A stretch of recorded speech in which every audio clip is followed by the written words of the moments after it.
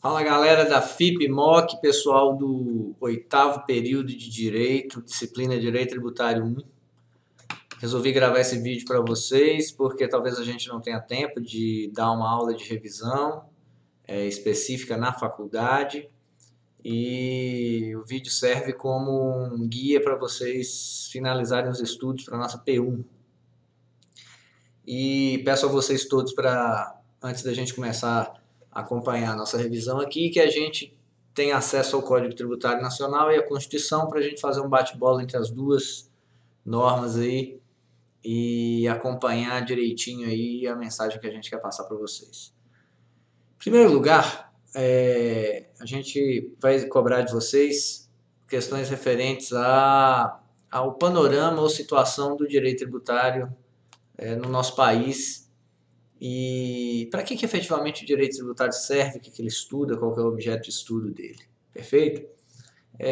Alguns manuais trabalham a perspectiva de que o direito tributário serve para estuda o tributo, efetivamente. Contudo, embora o tributo seja uma categoria ou a categoria central do direito tributário, ele não é a única que é estudada pelo direito tributário. Existem uma série de outras questões que são muito relevantes, outros institutos que são muito relevantes, a exemplo da competência, exemplo do federalismo, a exemplo dos direitos e garantias fundamentais do contribuinte, em face da pretensão tributária do Estado. A gente estuda as exonerações constitucionais e legais, estudamos a obrigação tributária, estudamos como que a legislação tributária é estruturada, interpretada, aplicada. Então, também estudamos o direito tributário na perspectiva da cobrança, fiscalização. Então, o fenômeno é muito mais amplo do que estudar especificamente o tributo e aquele conceito que consta do artigo 3º do Código. Perfeito? Se o direito tributário é tão amplo, tem um objeto tão amplo, ele obviamente vai se relacionar enquanto disciplina com várias outras disciplinas. Ele se relaciona com o direito constitucional, porque a matriz do direito tributário está na Constituição, ao fixar competências para os entes federativos, né, financiarem suas atividades, cobrarem os seus tributos, obviamente a delimitação do poder de tributar vai ser feita no nível constitucional, justamente para compatibilizar esse poder de tributar, que nada mais é do que um poder de agredir nosso patrimônio, ou tirar um pedaço do nosso patrimônio para custear as despesas do Estado ou outras finalidades específicas, né? Ou induzir nossos comportamentos, mas também fixando uma série de limites e garantias a esse poder. Perfeito? Então, o direito tributário se relaciona muito com o direito constitucional por conta disso, no que diz respeito aos pilares até do nosso Estado, né, que foi delineado em 1988. A questão da forma de Estado, a questão da competência, especificamente as competências legislativas e administrativas, ao nosso complexo de direitos e garantias fundamentais. Então, toda a tributação tem que ser permeada e adaptada e compatibilizada com todo esse regramento constitucional.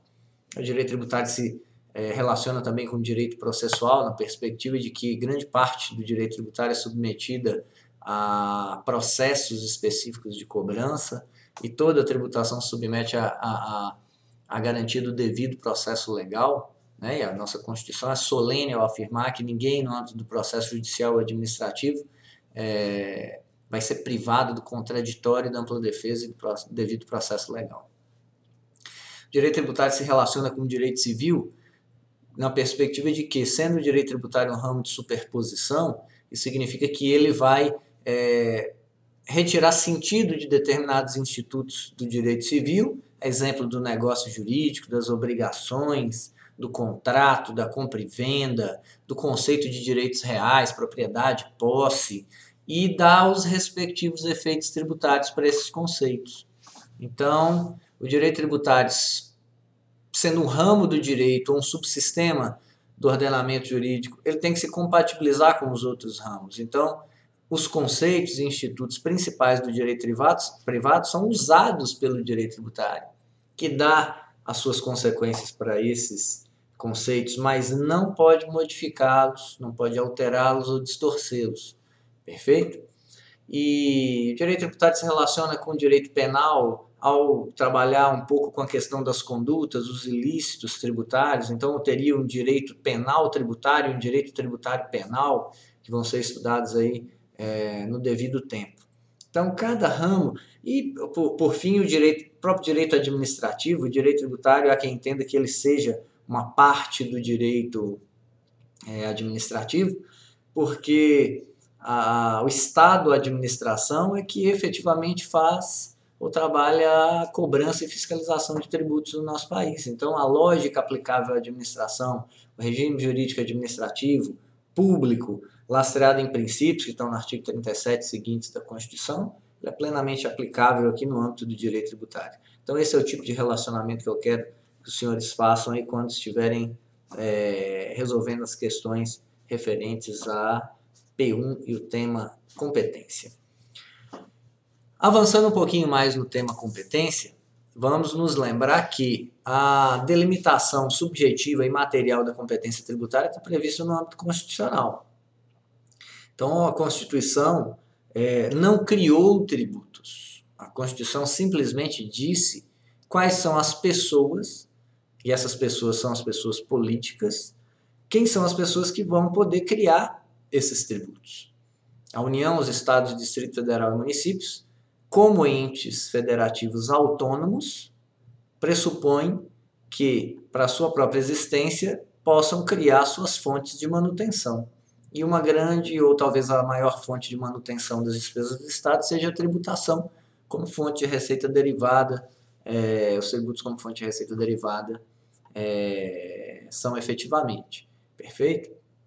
Então, cada ente político, como pessoa política, direito público interno, tal como descrito no artigo 41 do Código Civil, em função da própria autonomia que tem, da capacidade de autolegislar, pode criar seus próprios tributos. Perfeito? Com o objetivo de financiar suas próprias atividades. Vocês imaginem que se um ente político não pudesse criar os próprios tributos, ele dependeria de outro para financiar as suas despesas ou o seu funcionamento. Então, hoje, por exemplo, se for vocês pararem para pensar, a nossa federação se encontra com um problema seríssimo, que é a dependência de recursos da União.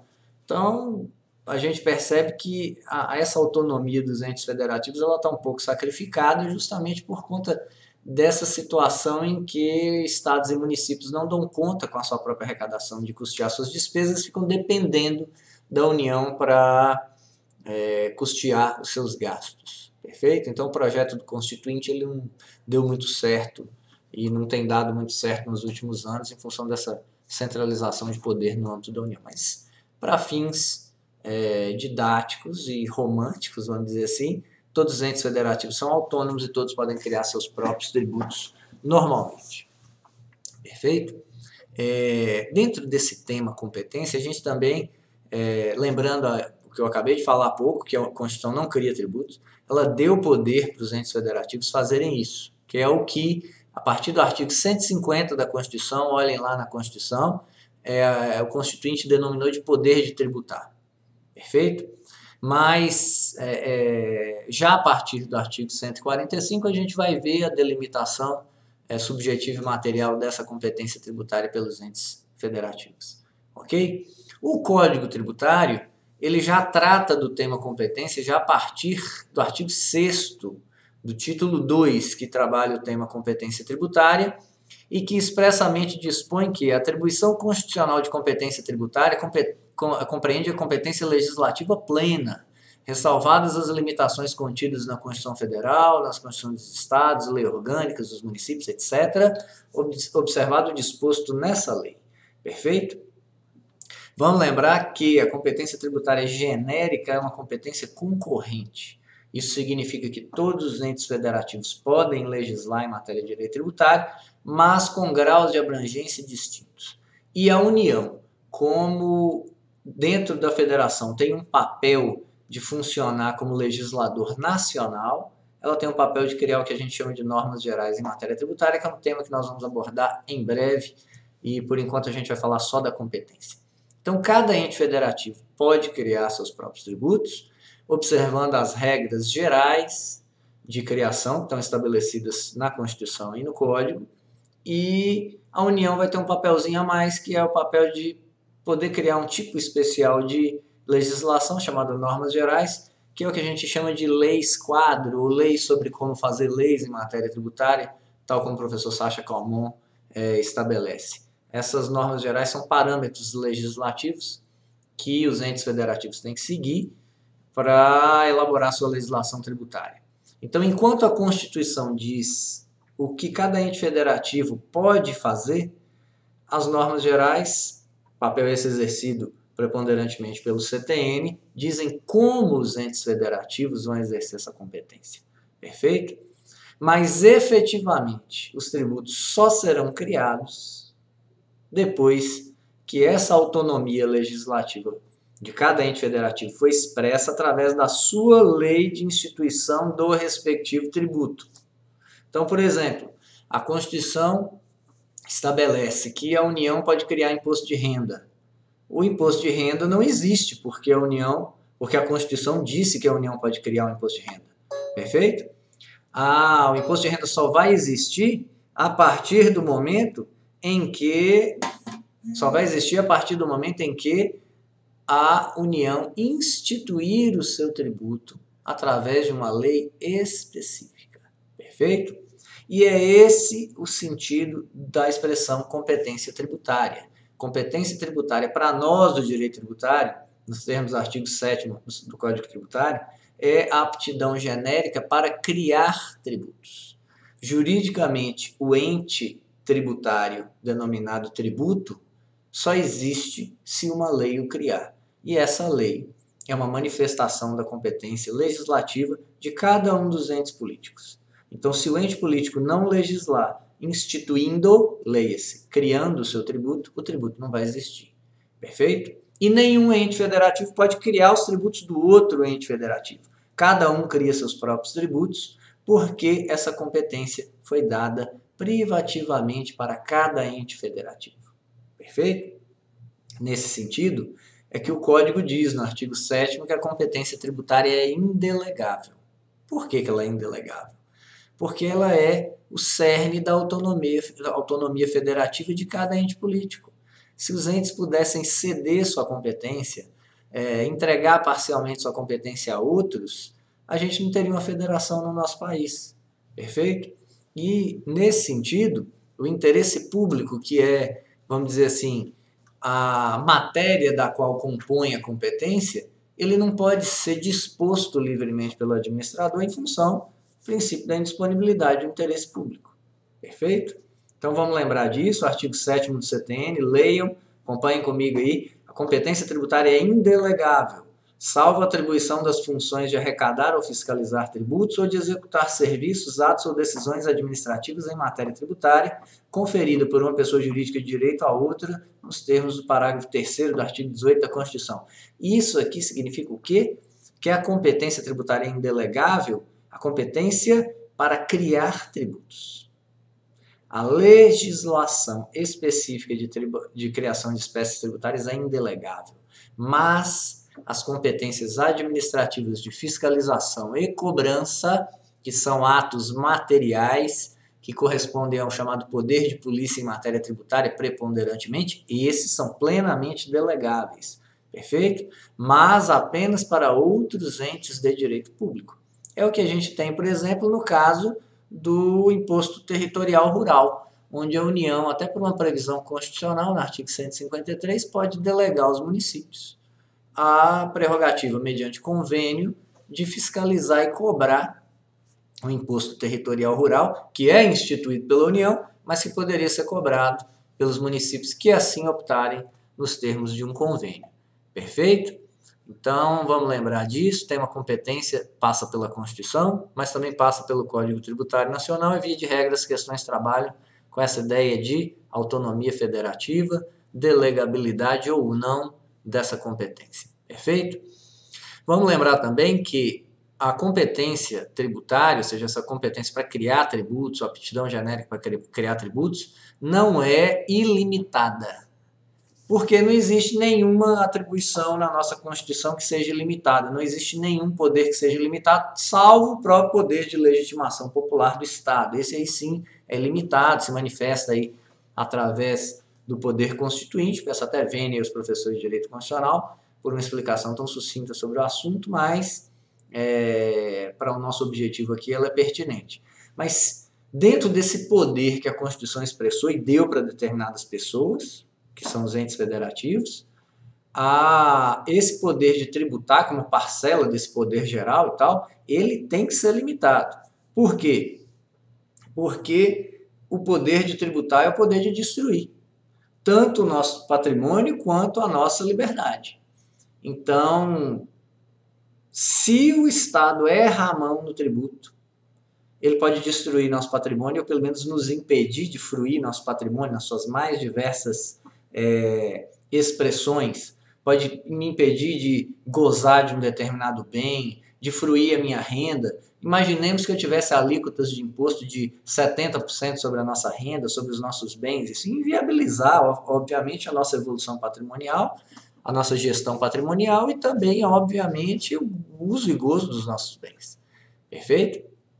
O Estado estaria agindo de forma confiscatória. Então é por isso que a própria Constituição estabeleceu uma série de limites ao exercício dessa competência. Então, senhores, se competência tributária é competência para instituir tributos, mas também ela resvala na ideia de prerrogativas administrativas, embora tecnicamente ou conceitualmente a expressão competência tributária signifique só aptidão genérica para criar tributos, isso significa que eu tenho que ter uma série de limitações ao poder de tributar, ou seja, todas essas competências que o Estado pode exercer, objetivando extrair riqueza do cidadão e transferindo para ele. Perfeito?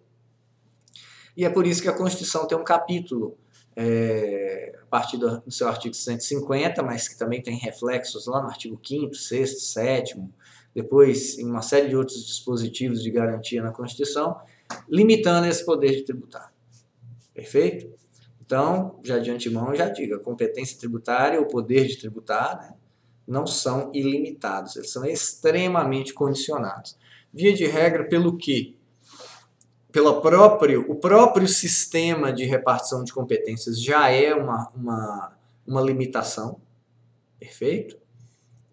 Onde cada ente federativo já sabe o que pode fazer, então ele não é livre para fazer o que ele quer. Porque os temas e matérias referentes à tributação foram concedidos, primeiro, em uma ordem concorrente de graus de interesse, né? Como o professor Kiyoshi Arada estabelece, né? A preponderância do interesse, interesses mais gerais para a União, interesses regionais para os estados e locais para os municípios. E também, além da própria estrutura de competência, eu tenho a fixação dessas competências privativamente, ou seja, cada tributo especificamente dado a um ente federativo, de forma a partilhar essas matérias de uma forma bem rígida, para impedir que um invada a competência do outro. Mas além desses limites materiais e estruturais, que a gente tem na delimitação da competência, nós também temos limites ligados à forma federativa do Estado. Perfeito? O Estado é uma federação, eu tenho planos de validade normativo diferentes. Uma lei da União não interfere tecnicamente numa lei estadual, uma lei estadual não interfere tecnicamente numa lei municipal. A gente vai ver que isso tem algumas ressalvas. A terceira limitação que a gente teria seria complexo de direitos e garantias fundamentais, que são efetivamente os valores mais importantes ou mais caros que a gente tem na nossa Constituição. Ou seja, a tributação não pode ser exercida de forma a agredir as cláusulas pétreas, dentre elas os nossos direitos e garantias fundamentais. E sempre que isso for feito, pela própria ideia de Estado democrático de direito constitucional, isso vai ter que ser autorizado tanto pela Constituição e pela lei. É por isso que eu tenho tantas exceções na Constituição, tantos limites, tantos princípios que têm que ser observados. Perfeito? Então eu tenho vários limites ao exercício da competência. Eu tenho limites estruturais, eu tenho limites federativos ou subjetivos, eu vou ter limites materiais e vou ter até inclusive limites ligados a cláusulas pétreas e até limites chamados circunstanciais. Vai haver determinados momentos em que eu não vou poder cobrar determinados tributos. A exemplo dos tributos chamados extraordinários, como o empréstimo compulsório e o imposto extraordinário, que eles pressupõem determinados limites circunstanciais para que essa competência possa ser exercida. Guerras, calamidades, a necessidade de um investimento público excepcional. Basta vocês lerem lá o artigo 154 e o 148 da Constituição, as exigências, né, que são estabelecidas pelo Constituinte para que eu possa exercer minha competência legislativa. Perfeito? Então, competência tributária e poder de tributar não são ilimitados, não podem ser ilimitados. Perfeito? Então, o que se propõe para vocês qual que efetivamente seria o limite, né, da nossa carga tributária, do nosso sistema tributário, nessa pretensão que o Estado tem, aparentemente ilimitada, de cobrar seus tributos. E aí a história vem demonstrando para nós, né, que a gente já está chegando a um ponto de estrangulamento da tributação, que o país já não tem mais de quem tirar riqueza. Perfeito? O país não gera riqueza, os tributos estão tentando tirar a riqueza das pessoas, mas de uma forma muito irracional. Beleza? O segundo tópico que a gente tem na avaliação, então esse tema de competência eu acho que já deu, não precisa falar mais sobre ele. O segundo tópico que a gente vai cobrar na prova de vocês, efetivamente, é o próprio conceito de tributo. Perfeito? Vamos nos lembrar que tributo, como conceituado no código, é gênero. E ele tem várias espécies. E a gente tem que lembrar que a classificação básica dos tributos que nos foi ou nos é apresentada pela doutrina, que a gente apresenta para vocês na aula, é uma classificação que vem do regime constitucional anterior e que foi trazida para o nosso regime constitucional atual, que sofreu diversas reelaborações ou reinserções, né, pela Constituição de 88. Então, a gente tem que compatibilizar duas ideias, um sistema tributário anterior, a 1988, e esse que a gente tem hoje. Aparentemente são iguais, mas há modificações extremamente relevantes que ocorreram nesses tributos, ou nessa ideia do que é tributo efetivamente no nosso país. Perfeito? O conceito de tributo que consta do nosso Código Tributário é um conceito bem completo, bem minucioso, talvez o mais minucioso de todos os países, né, dos quais o Brasil se relacione na perspectiva da ciência do direito e tal, mas de influência italiana, alemã, principalmente. Então, um conceito bastante detalhado, e esse detalhamento do conceito de tributo existe porque a conceituação de tributo existe justamente para que você consiga, através dessa ideia de codificação e conceituação, dar segurança jurídica e capacidade de que o aplicador do direito e aqueles que são destinatários dessas normas que impõem uma forma, né, para a criação dos tributos, para que essas pessoas possam efetivamente diferenciar o tributo de uma série de outras prestações que o Estado pode nos impor. Então, como que você, aluno, pode diferenciar, por exemplo, o tributo de uma prestação civil? Como que você poderia diferenciar o tributo de uma prestação moral? Porque tecnicamente todas são prestações, todas derivam de obrigações, mas obrigações que têm naturezas diferentes. Então é dentro dessa perspectiva que o código conceituou. Ora, eu fiz um recorte na realidade. Eu separei e conceituei tributo como uma espécie de prestação, mas uma prestação especial, submetida a um regime público, que tem por objetivo diferenciá-la ou juridicizar um determinado fato em detrimento de outros, e efetivamente a gente vai analisar esse conceito para vocês verem a quantidade de características que a nossa prestação tributária tem e que ela vai ser apta a instrumentalizar vocês a diferenciá-la de outros tipos de prestações. Perfeito? Sendo mais claro e mais sucinto, os vários adjetivos que são atribuídos aí no artigo 3º ao conceito de tributo, eles significam que cada uma dessas notas, cada uma dessas características, elas têm que ser detectadas numa determinada prestação para que ela seja considerada um tributo, sob pena dela não ser tributo. Perfeito?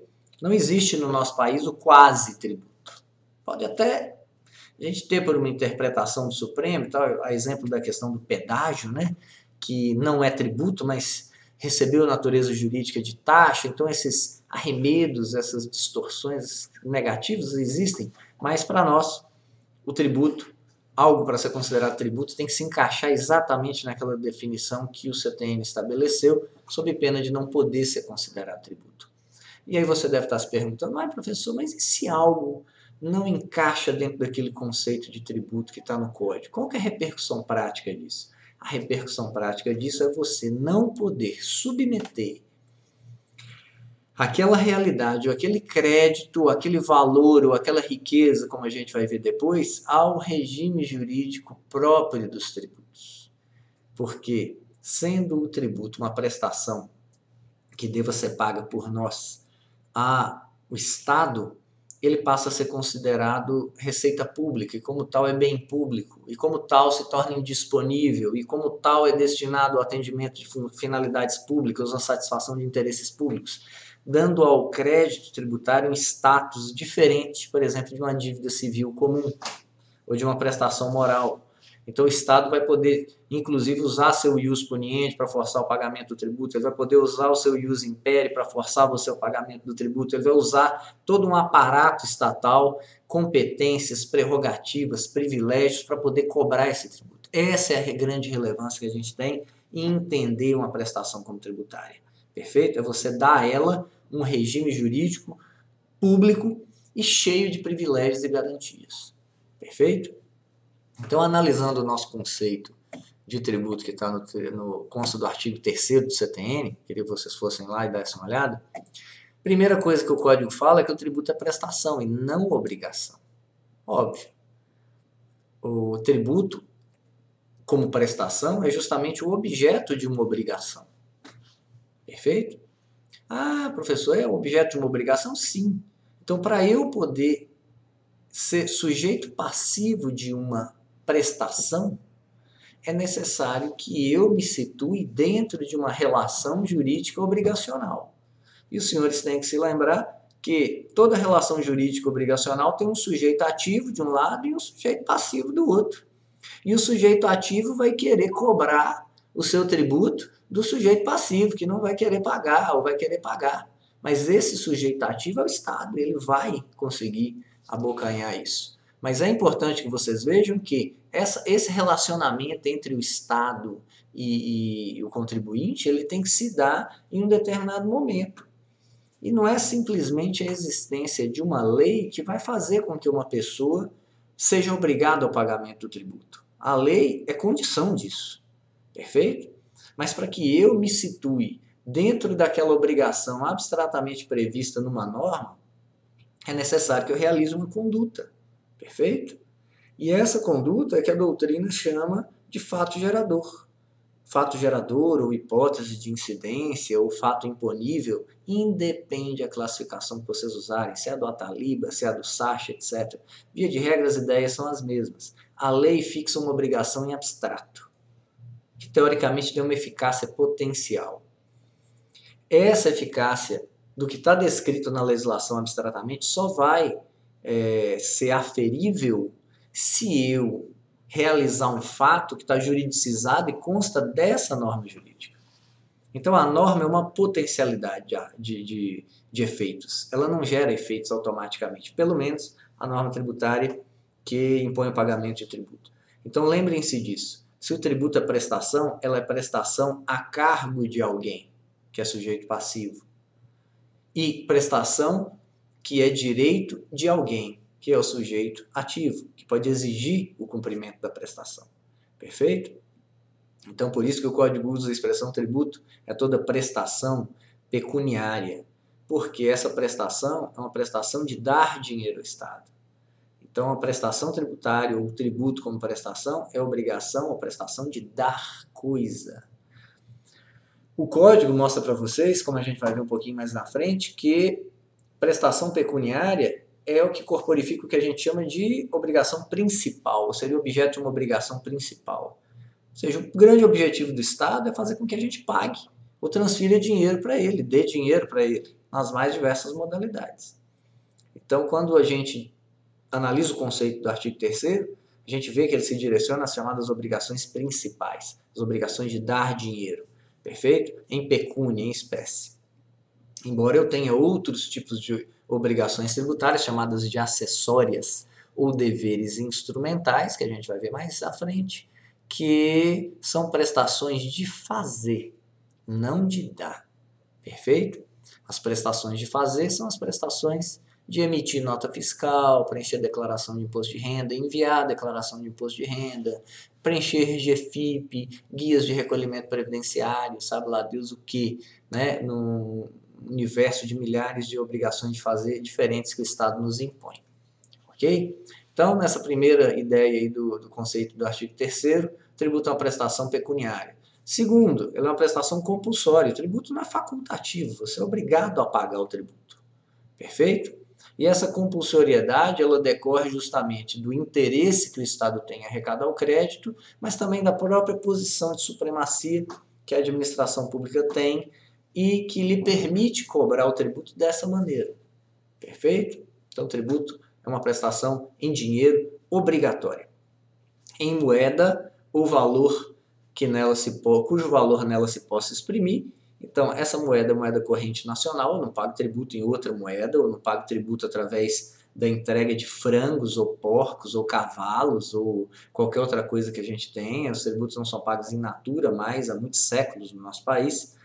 E, embora eu possa ter algumas exceções referentes a uma exceção, a extinção de tributos, com coisa distinta do dinheiro, que é o caso da dação em pagamento com bens imóveis, que está descrita também lá na frente no código, e a gente vai estudar isso um pouquinho mais na frente. Mas, via de regra, os tributos são pagos em dinheiro, perfeito? Ah, professor, e se eu importar uma coisa, que está lá o preço da coisa em dólar, como é que eu vou pagar o tributo em real?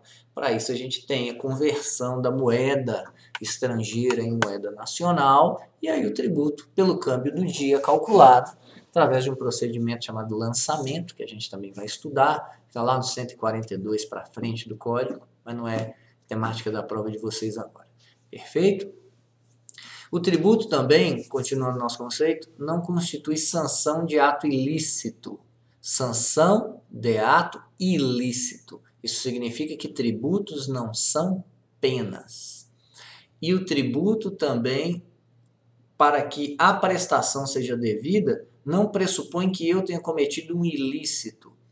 Todas as condutas que estão previstas em normas de tributação e que são fatos geradores de tributo são condutas lícitas. Por exemplo, ser proprietário de um veículo automotor é crime no nosso país? Não. Comprar e vender mercadorias é crime? Não. Auferir renda, ter salários, industrializar é crime? Não. Mas eu pago tributo sobre todas essas coisas. Por quê? Porque são manifestações de riqueza lícitas, perfeito? A gente vai ver mais na frente que essa licitude que é exigida pelo código é uma licitude considerada objetivamente no plano da norma, perfeito? Então não interessa se minha renda veio de uma clínica de aborto, interessa que meu patrimônio aumentou. E se ele aumentou objetivamente. Esse é um fato lícito, considerado lícito para o código, perfeito?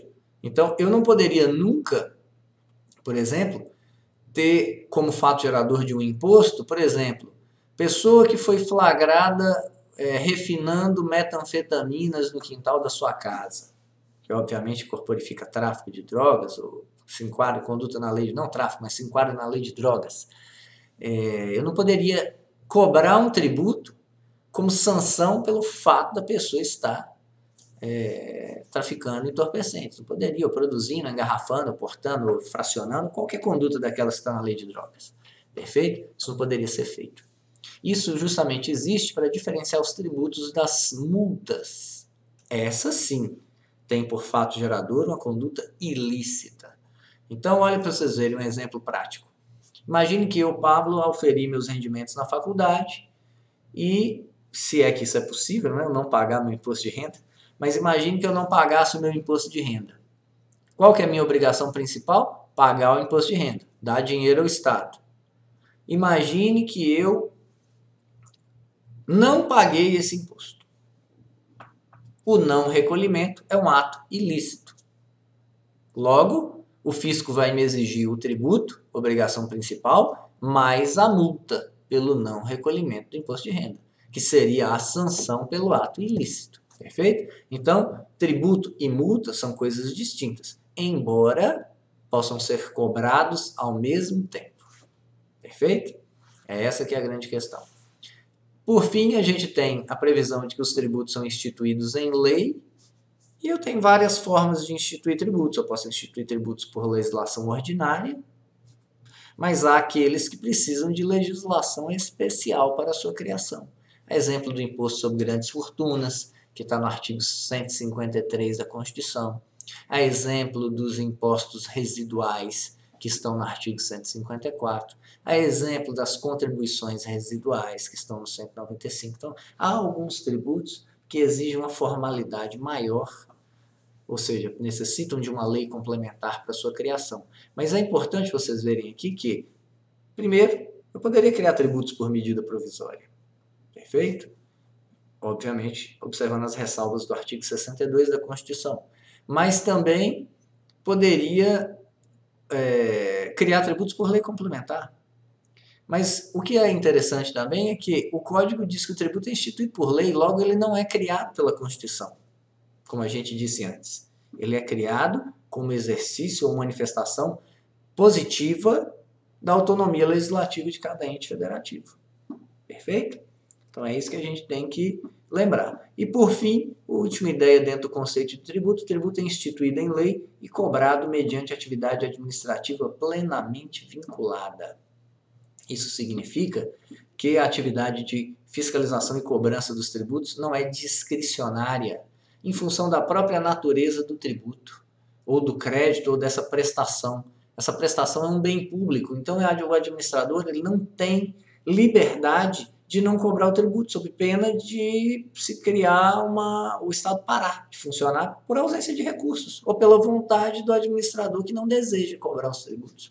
Não, ele é obrigado a cobrar, porque sem o tributo o Estado não funciona. Perfeito? Então essas são algumas ideias iniciais em relação ao tema, o conceito de tributo, que consta do artigo 3º do Código. E agora, só para concluir esse bloco aqui com vocês, de esclarecimento, os artigos 4º e 5º do CTN também são bastante interessantes para vocês. Por quê? Se a gente disse há um tempo atrás que o tributo o conceito de tributo consta do Código Tributário Nacional, e o tributo é gênero, do qual há algumas espécies, o Código Tributário, no artigo 5º e no artigo 4º e 5º especificamente, ele vai dizer para vocês que, primeiro, o que diferenciaria essas espécies. Perfeito? Se eu tenho um tributo como gênero e posso ter espécies de tributos diferentes, o que os diferenciaria, não é verdade? E o artigo 5º vai dizer quais são essas espécies. E, começando pelo artigo 5º, só para antecipar um pouquinho, o Código diz para nós que os tributos são impostos, taxas e contribuições de melhoria. Essa regra vai ser reproduzida depois na Constituição, nos artigos 145, inciso 1º, 2º e 3º. Perfeito? Então, vamos dar uma analisada lá no artigo 5º do Código e no artigo 145, inciso 1º, 2º e 3º. Só que os senhores têm que se lembrar de que o Código é da década de 60. Na década de 60 existiam só essas espécies tributárias. À medida que o Estado foi evoluindo, a gente foi avançando para a década de 80, para a década de 90, novas espécies começaram a ser reconhecidas no sistema. E aí a gente teve, por exemplo, a inclusão dos empréstimos compulsórios no Código, perfeito? E em 1988, a inclusão de uma nova espécie de tributo chamada contribuição na nossa Constituição. Tributo que é ligado aí a uma função social ou a finalidades sociais gerais ou específicas, como a gente vai ver. Então, é só para lembrar os senhores ou alertar os senhores. A gente trabalha com conceitos no Código Tributário, que é da década de 60, mas vive uma realidade de 30 anos depois, 40 anos depois, perfeito? Então, vocês têm que ter essa maturidade.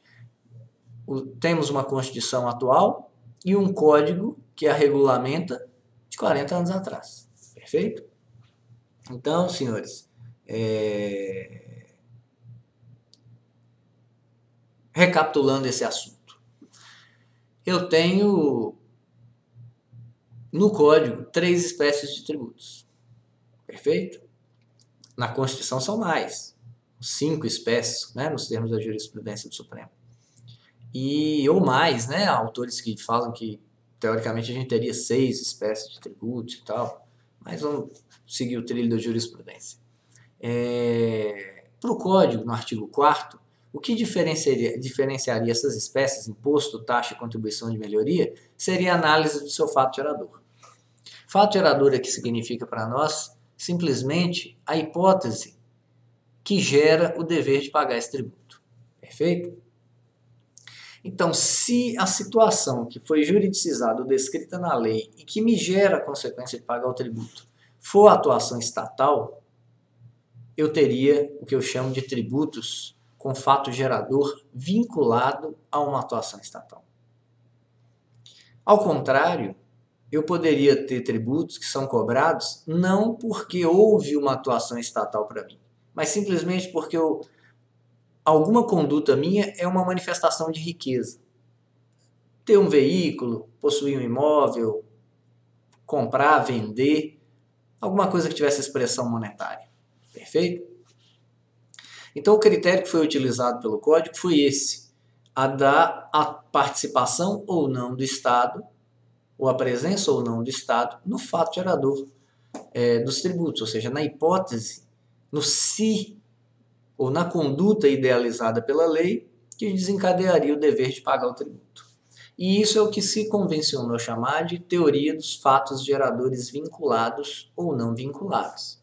Perfeito? Doutrinariamente.